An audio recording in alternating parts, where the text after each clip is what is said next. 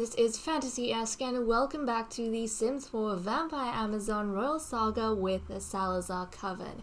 We are picking up with our youngest Princess Ice, who has been pulled out of the pool because her sister Diana, who has been assigned to train her by Lady Guinevere, is really persistent with, her practice and her vampiric abilities and such, and she has called Ice over so that they can keep training, and she's recommended passages in a book for Ice to read that's going to hone her techniques further.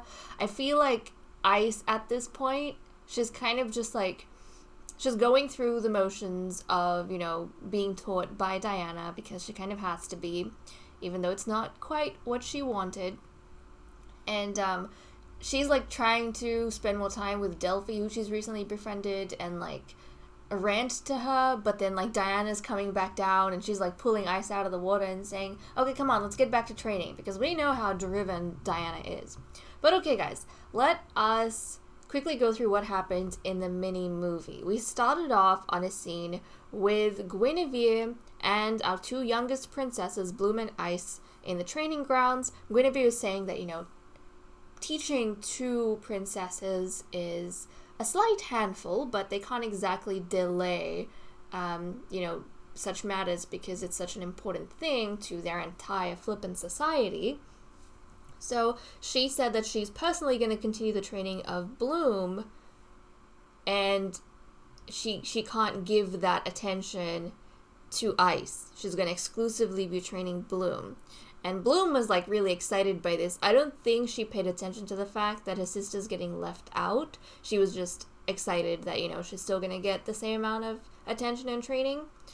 Not that she's self-centered, but I feel like Bloom can be quite aloof when it comes to certain things. So, she's just happy to get that going, because in her mind, the quicker she, is on the same level as Eve, she'll be more useful to Eve. So that's kind of her motivation, right? But she takes things, I feel like, quite lightly. Like she not that she's shallow, but like she's not as obsessed like Diana is, She doesn't have all these deep sentiments attached to her capabilities. It's just another one of those things that she needs done. So, she was really happy, and she was like, oh yeah, I'm sure Ice can watch us and learn at her own pace. But then Guinevere said, no, Princess Diana will be assigned to mentor Princess Ice. So Ice obviously wasn't too excited by that, because she thought, she'd get trained alongside Bloom. And even though she doesn't have a problem with Diana, she's like spoken to Diana before about this, she wasn't looking to be trained by a sister of hers, She wanted one of the legendary figures, like Guinevere, which unfortunately she did not get. But Diana came in, and she was like, hello there, I'll consider this extra practice on my part.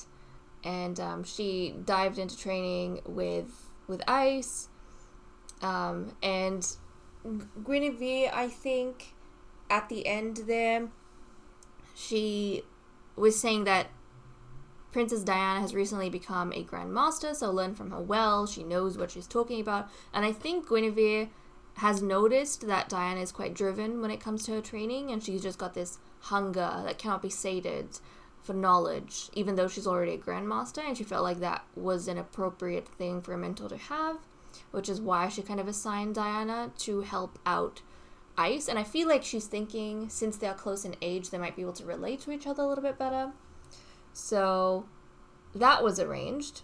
And then we moved to a scene between Ice and Delphi. So we know Delphi, she's kind of grown apart from Eve recently, but she, became closer to Bloom in the previous episode, and now she's befriended Ice, and, she's becoming closer to Ice.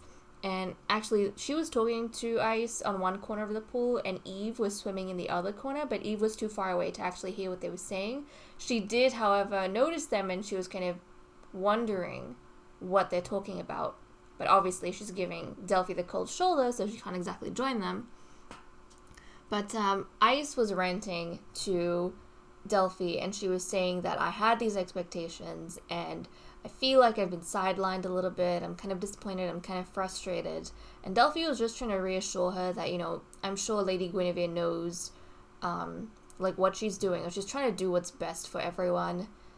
And Ice was she was like, yeah, I know, but it's not quite what I wanted. And I feel like if I ask her for anything more, she'll, think I'm nagging. And I don't want to be that person.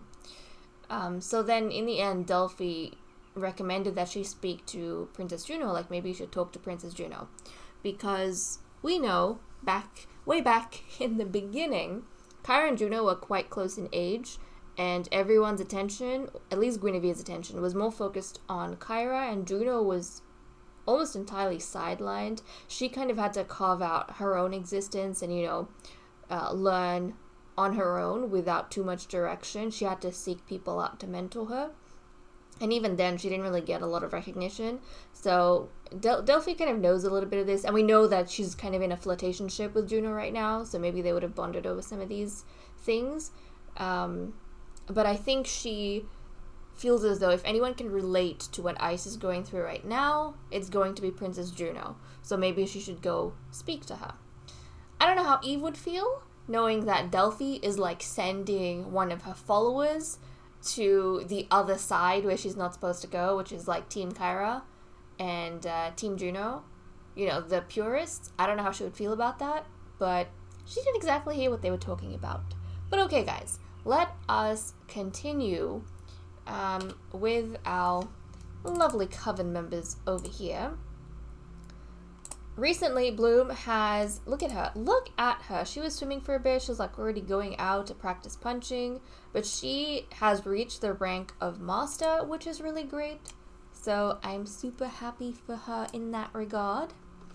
She has like one more rank before she's Grandmaster, and once she becomes Grandmaster, then obviously Guinevere can focus her training on Ice, but for now, Ice has been kind of sidelined. I do feel bad for her, I'm not going to lie. But why don't we take this time to go over the Instagram posts and see what was going on there. So the first post was actually between Princess Ice and Princess Diana. So this is what I meant by, they've spoken before. So, oh, she's a minor vampire now, that's cute. But in that post, Ice was asking Diana if the whole training process is really that terrifying of a thing, because on her birthday, Royal Mother made it sound like, it was going to be like a huge fight and a huge battle, and she wanted to know more about what she was getting into, and I feel like Diana handled it pretty well. She said, you don't have to be intimidated by anything. It really depends on your goal. Becoming a Grandmaster is fairly straightforward. And so I think Ice felt a lot better by that, and she felt encouraged by that, and she said it would have still taken a lot of effort, but don't worry, I'll make my own strides right beside every one of you. So she was quite happy when she spoke to Diana, but she didn't expect that Diana would be assigned to mentor her. She wants to learn alongside Diana and Bloom. I mean, Diana's kind of already there, but still, alongside Bloom, right? Whereas Diana, she's close in age to Ice, but she's already a Grandmaster, and she's been assigned as a tutor. I feel like it would almost be like putting salt on your wounds, she's not that practiced just yet, and you're assigning someone the same age as her to be her superior. Obviously, Guinevere had something else in mind when she was thinking about this, but maybe Ice is taking it in a slightly different way. It's making her feel as though, she's even more young and incompetent. So that was the first post, and guys, I will put links to all three posts in the description below, and then also a link to the Insta post, so feel free to check them out. Okay, the next post was between Princess Bloom and Queen Eden. So Bloom was checking in with her mother, and she was just saying that she has been making really good progress with her training. She is really close to becoming a master, which, you know, now she is. I'm really happy for her. She's really close to becoming a master. Lady Guinevere is a thorough trainer, and the queen was really happy to hear that. And then she was saying, like Eden was saying to Bloom, you still remember what I said on your birthday? Like, be wary, my child. And and then Bloom in reply was like, don't worry, Royal Mother. I have more faith in my abilities than in any danger out there. I'll make sure no one gets hurt. I feel like Eden, at this point, she's got like a slight paranoia around her daughters and how they pose a threat to each other. And I feel like she's constantly trying to warn all of her children. But her younger two children especially, they don't get as affected by this. Like, they kind of, Eden says one thing and they hear something else. She's being a bit more cynical and they think she's being encouraging, so they don't like overly assess what she's saying to them. And, you know, she's telling really Bloom to be careful of her sisters, but Bloom's attitude is more like, oh, don't worry, I'll protect my sisters and myself. Like, I'm sure I can handle whatever's going to come my way. You don't have to worry too much about us. We'll be fine. Like, they see it as their mother's concern. But they don't put too much stock in it. And they don't terrify themselves over it. So that was the second post. And then the third post, which was one of the more fascinating ones, was between Princess Eve and Prince Mordred. So Eve was chatting with Mordred, who came over to visit, and she was saying that I heard Matchmaker K is leaving, which, guys, now he has left. He has gone back to the demon faction, so I don't know if we'll see him again, or if we do, when that will be. But yeah, he's done his business with Mordred. He's kind of left Mordred here, and he's gone back home. Because, you know, obviously people need him there for demonic matches and such. He's an important part of their society. So he's gone back to resume his work. But Princess Eve, she was saying, I heard he left. Are you sure you're going to be okay on your own, Your Highness, among us foreign vampires? And Mordred said, you know, I have my wife and a friend in Lady Guinevere. I'm sure I will be fine. Thank you for your concern, though. And Eve, she went on to say, well, if you ever want to talk to someone else, I'll always be here. Send me a letter if you want my company. It doesn't hurt to have more friends. So, I don't like the way Eve is acting. I don't know if that was a flirtatious proposition or if that was just a political one, like a political friendship.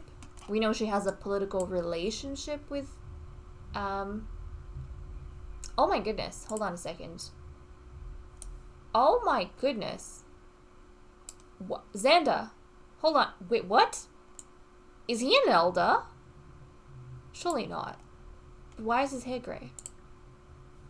What is going on? Anyways, we know that she's in a political relationship with Catalea, but I don't know if that's the same thing she's proposing to Mordred or if it's just like a friendship. We also know that in the demon lands, the male demons, they have several like concubines, so they don't marry. They have several concubines. So I don't know. He might be okay with this. Hopefully he's not. He doesn't seem to have, lean towards any of that. His attitude was more like, I think I'll stick with Kyra, which I hope stays the case, because Kyra has started opening her heart to him, and I feel like she would be heartbroken if she learnt of this. But the mystery of Xander, what's happening with him? He's an elder? Xander! I'm gonna have to fix his eyebrows so that they're gray, but Xander, guys! Have we played that long?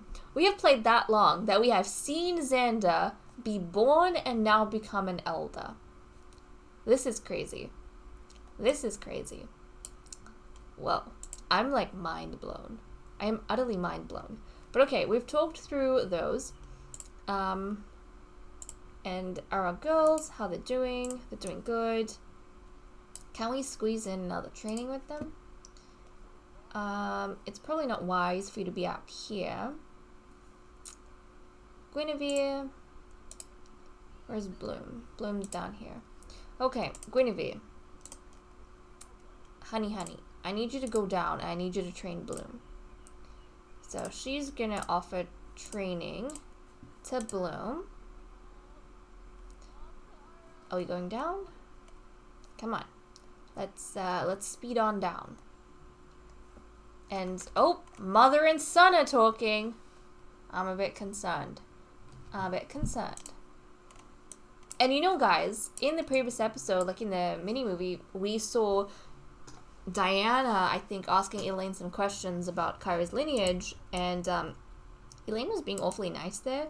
And you know what? I feel like part of that, obviously Diana went there for like purely academic reasons, but I think Elaine was being so nice because, remember, Diana and her son had like this brief kind of flirtationship, something romance going on, and she disapproved of it, and she told Jacob to take care of it, otherwise she would do it herself. And I feel like she was kind of observing Diana and seeing whether Diana brings anything up on her own, but Diana didn't. Yeah.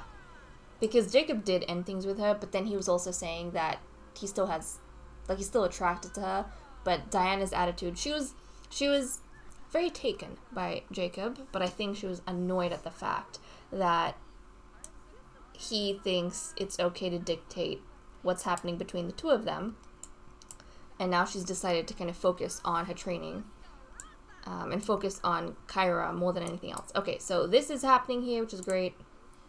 Okay, you're done with that. Let's continue with our studies. And then can you do do your meditation. And then Ice. Okay, Ice. Where is Diana? Actually, no, Diana would seek you out. Okay. Hold on a second. Diana, let's come here and offer some training to the young one. Let's go ahead, offer some training to Ice. I feel like every time Diana sees Guinevere with Bloom, she gets like really motivated to mentor Ice. Because she might even be taking like Ice's progress as an indication of her own abilities and how much like she's growing as a person. So yeah, she's gonna do that, and then Ice will throw in a meditation, and then she can. Where's the tome? Where'd you put your tome? Shouldn't be lying around here and there. Okay, then you can study your vampiric tome. Jeez, I don't even know what I said there. Okay, Juno, don't disturb your sister. Oh, you know what, though? I think maybe Delphi sent Juno down so that she could speak to Ice about, like, this whole thing. But I feel like Ice would cut off the conversation because, obviously, it includes, like, you know, Diana and Bloom, and she wouldn't want to talk in front of them about this. So, yeah, she's gonna tell Juno that she'll talk to her later, I think. Okay, Bloom, you done already? Oh no, yeah, she's doing her dark meditation. Are you gonna do your meditation? Hold on a second. Okay, she's gonna do her meditation. Ice is doing her meditation over there. And then Ice is gonna go read her tome, so they have, you know, their training. Are you checking in on your sister? Or you do just want to sit here? Yeah, see, look at that. She wants to sit here and read the tome where Bloom is doing her meditation. I feel like Ice definitely wants to do everything with Bloom and, you know, be with Bloom all the time. She really likes to be in her sister's company. And I feel like she's always trying to, like, close the... Not in an obsessive way like Diana is with Kyra, but she and, you know, Bloom were very close when they were at the Creature Cradle, and then she really missed Bloom when they grew apart. Obviously because Bloom aged up into a child and, you know, she moved into the castle, and after Ice kind of caught up with her, she's been wanting to make sure that they never fall apart again, or, you know, they never become distanced again. And all of this, she's constantly got plans about all the stuff they can do together, but reality tells her that actually that is not entirely the case. There is an order to the way things are done, and that order is quite individual at times. But okay, I'm gonna let her do this. They should be heading off to Academy soon, I think. They should be heading off to Academy pretty soon. Or not? Maybe not. Maybe not. Okay, well, if you say so, that's well and fine with me. Maybe we can work on some of their homework. But we have some other things that need doing as well. So I'll actually set up for that, and then we'll be right back. Okay guys, we are here in the throne room with Lady Elaine and Queen Eden. I'm taking a look at Elaine's relationships right now, and I'm kind of intrigued by what I'm seeing. Obviously, she and Catalea have been at each other's throats ever since Elaine had her baby, like ever since she gave birth to Jacob. Because I think that's around the time when Catalea kind of switched boats. But she's got a friendship with Lexi and Lady Lucille, the new members of the Coven. And she also has a friendship going with Ice and Bloom, interestingly enough, the two youngest princesses. Now, Juno, obviously we know, she partners up with Elaine from time to time, but she's still kind of wary of Elaine.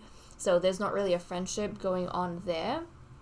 And there's almost like nothing with Diana. We know that Elaine doesn't exactly approve of Diana, or Diana's not part of her plans. And then we also know about some of these plans that we've spoken about in previous episodes.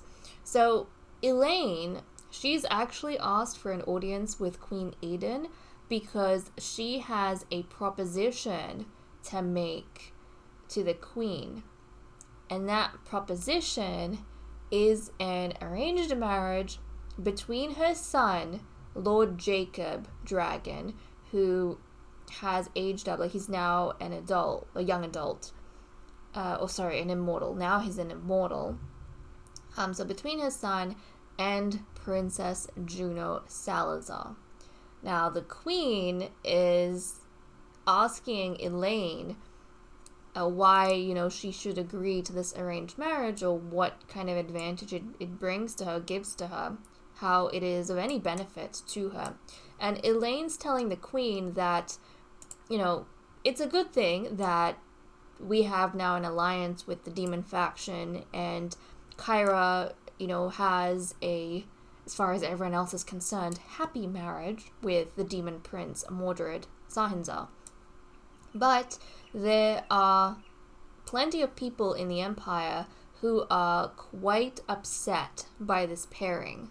And they feel as though the princess has been, like, her purity has been polluted by a half-breed, by a foreigner.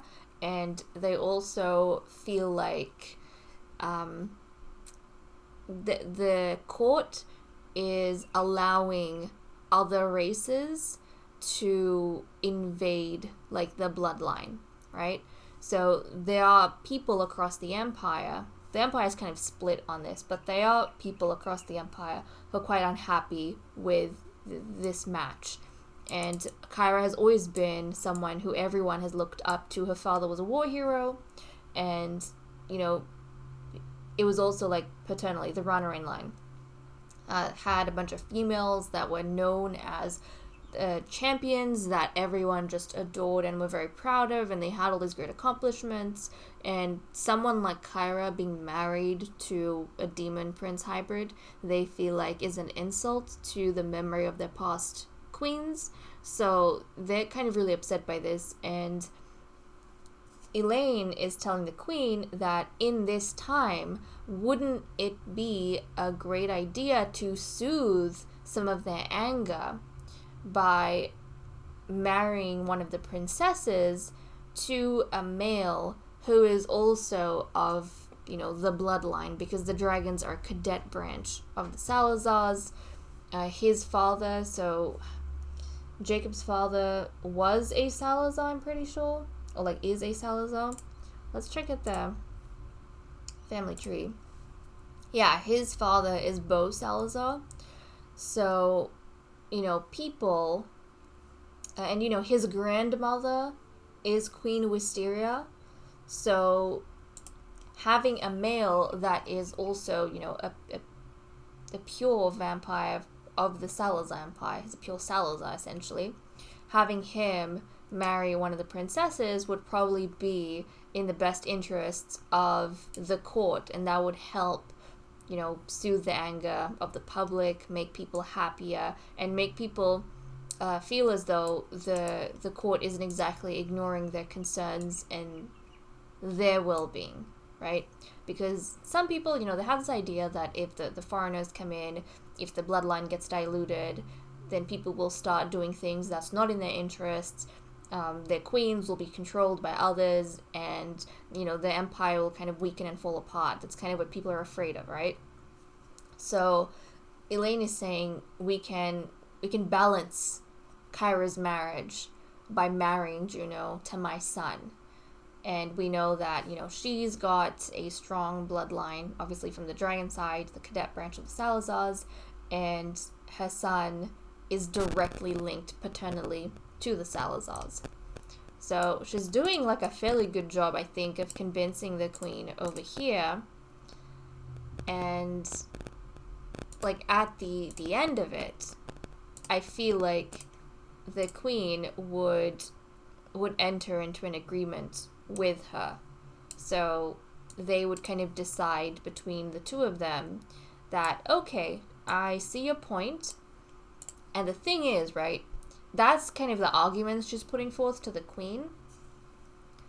But Elaine, like, that's not the reason why she's marrying her son to Juno. She's marrying her son to Juno, one, to control her, but also Elaine's brain works very fast in these matters, and she's realizing now that the princesses, like the royal family, they only had two purest princesses. They only had two, like, pure-blooded princesses, like pure Salazars, and one of them now people consider polluted because of her marriage to the demon prince, which means there's only one other pure princess left. Now, if Juno ends up getting married to a demon prince like Kyra, she'll become the same as Kyra. But if Elaine can match her son to Juno, she'll be able to elevate Juno's status among the people as the most beloved princess. Like, that's gonna put her in a very strong place publicly for the throne. Obviously, the Salazars have their own method of succession and, choosing their queens, but in terms of public sentiment, people would very much be in support of Juno. And so if she can become the mother-in-law of the most powerful princess in their kingdom, that's going to be like the highlight of her life. And that's the real reason why Elaine is proposing this partnership or this marriage to the queen. But the queen has agreed with Elaine. Obviously, Jacob, he is kind of aware that his mother is going to make plans regarding this, but he probably doesn't know that she's doing it right now. Or who knows? Maybe he does. Maybe she told him, like, out here, or where was it? I think it was out here. Maybe that's what she was doing. Maybe she was telling him that, okay, she's gonna make the proposition today. So there we go. That's going on. Poor Juno does not even know what's been. Look at Juno. She is just lying here in the pool with her brother Prince Daryl and with Lord George. This is actually so funny. Hold on a second. I think I've got headline effects off. Hold on. Headline effects on. Yeah, there we go. This is really funny to me. Obviously, Juno doesn't think much of either of these men, but it's funny because they're both the guys who were in the secret circle because of their incestuous relationships, and she's like not knowing anything, just chilling in between them. Oh, this is hilarious. Okay, yeah, but poor her, she knows nothing about this right now. I don't even think it would have crossed her mind that they would, like, do anything like this. to her, or that Elaine would, probably when she finds out, she'll be like, oh, well, that seems like a very Elaine thing to do. But I don't feel like Juno would have thought her mother would agree to something like this, because they needed an alliance with the demons, is what everyone knows. Like, this is the public knowledge as far as everyone else knows. They needed an alliance with the demons, or they thought it would be a good idea, which is why they kind of sacrificed Kyra for it. But now that the alliance is done, like, there's no reason for any of the other princesses really to be married off. So they, you know, have more freedom with their relationships. Apparently not the case. Elaine has other plans. So who knows when she'll find out. But for now, Elaine and the Queen are kind of keeping things under wraps. So there's only like 3 people who knows about this arrangement. It's Elaine, it's the Queen, and it's her son, Jacob. And now Eve. Eve, like, walked in on them while they were hugging that agreement, like, sealing it. And now she's, like, talking to her mother, who knows about what. This is intriguing. But she wants to flirt with Lord George. Like, what is going on, honey? What is going on? Fine, we'll take you down. You flirt with George. Where'd he go? We need to find him. You can go flirt with him if you want. You know what? I feel like I feel like Eve. You know why she has this want, guys? She's trying to get back at Delphi. She can't speak to Delphi right now, but she's trying to get back at him, at her, by flirting with George, because she thinks that George and Delphi are involved with each other, but I don't think she realizes that he's not, like, that they have broken up mutually. I don't think she realizes that. I really don't, guys. Okay, can we call him over? Can we? George? Can we call you over? Look, Delphi's hovering around Eve. I feel like she's trying to talk to her, because remember, she's, like, in love with Eve, and, you know, she's concerned for her. But Eve, I don't feel like wants to. Eve's, like, ignoring Delphi. Okay, George is gonna come over, and then Eve is going to flirt with him as a way to get back at her. But I don't think that Delphi will care. I mean, Delphi might care that, you know, Eve is the one doing the flirting, but she wouldn't care that it's with George, right? She would care for all the wrong reasons, let's just say. Not the right ones. Not the right ones. George, where'd you go? How come you're not showing up? Like, what's wrong with you? Well, you know what? I'm gonna drag him here somehow, and then we'll continue this. I will drag him here. I will. We finally flippin' tracked him down, but okay, she is gonna throw a bit of a flirtatious wave in his direction, and a few flirtatious words, and she might grow bored of this and go off and realize that it's not actually working the way she wanted it to. And then she wants to have her first kiss with Lady Catalea. So where is Catalea? Obviously Catalea is with the flippin' Queen. Okay, well, this has to be a secret endeavor. You guys can't be doing stuff like this in public. So Catalea is going to excuse herself from the Queen, and she is going to go off into the kitchen. So she's going to sneak off into the kitchen, and Eve is going to do the same thing. Eve is living, like, the risque life right now. I'm not gonna lie. She's doing stuff that she knows could get them in trouble, and she's doing it brazenly. Like, oh, and the Queenie. The Queen is obsessed with Catalea, I'm telling you. Look, she's trying to, like, serenade her. Catalea is trying to, like, break this up, but the Queen's, like, serenading her. Okay, Catalea is going to, like, break this off again. She's trying to, like, she's gonna break it off again, and she's gonna come over here. And then Eve is gonna sneak over here as well. Like, she's just gonna pretend, like, you know, She's got other things to do, innocent conversations to have, and like the queen is right in the next room, guys. She's next door. The queen is flipping next door. There's like this small door. It's not that small, but you know, she's got like a thin door that's dividing these two. And Eve knows. I mean, like, wouldn't the safe place to do something like this be like in a whole separate part of the castle, on a whole separate level of the castle, on a whole separate lot? But no, she's doing it in the room directly next to the queen. So we're just gonna go ahead and do what she wants. Oh my god. No. Queenie, where you going? Where's the queen going? I don't know where the queen's going. So they decided that as the queen was walking in, they've decided to walk out. Oh my goodness. Okay, they're in opposite rooms now. I'm so stressed. If the queen were to find out about this, we all know what would happen, right? We all know. Hold on. Oh, no. Nope. It's not safe, guys. It is not safe. It is not safe. Guys, Eden is obsessed with Catalea. Like, Eden, you need to stop. You need to stop. Fine. Can we go to the throne room? Go to the flippin' throne room. You need to stop being so obsessed with Catalea. But no. They can't be discovered. Look, Delphi's here as well.